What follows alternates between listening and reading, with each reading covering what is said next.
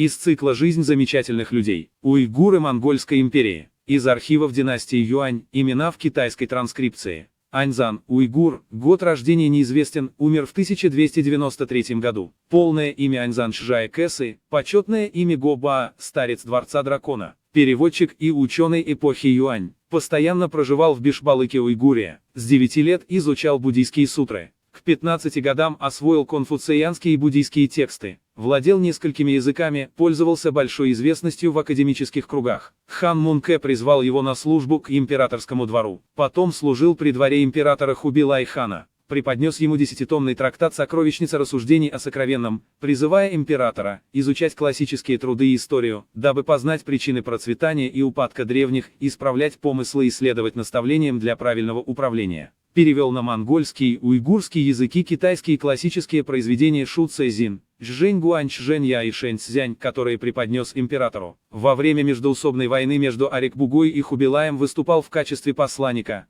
призывая обоих к примирению. Убеждал Хубилая назначать достойных без колебаний, удалять зло без сомнений. В 1261 году при создании Государственного исторического института получил императорский указ о сборе исторических материалов. В 1271 году представил доктрину познавать людей, использовать таланты, совершенствовать добродетели, тогда Поднебесная покорится. Получил должности академика Хань Линь, составителя императорских указов и редактора государственной истории. Впоследствии был назначен советником в императорский секретариат, получил повеление переводить Шу Цзин, Цзычжи Тун Цзянь, Наньзин и Бэнь Цао. Повышен до главного академика Ханлинь, возглавлял деятельность Академии наук, Цзисянь Юань, управление по приему послов, Хутун Гуань, и дело, связанное с даосизмом. Автор десятков томов стихов и прозы, которые впоследствии были утеряны. Его переводы, в основном касавшиеся классических трудов по государственному управлению и практическим вопросам народного благосостояния, стали важным материалом для законодательной деятельности Хубилая и способствовали культурному обмену между народами. После смерти посмертно удостоен титула цинского гуна герцога царства Цинь и почетного имени Вэнь Цзин, культурный и умиротворяющий.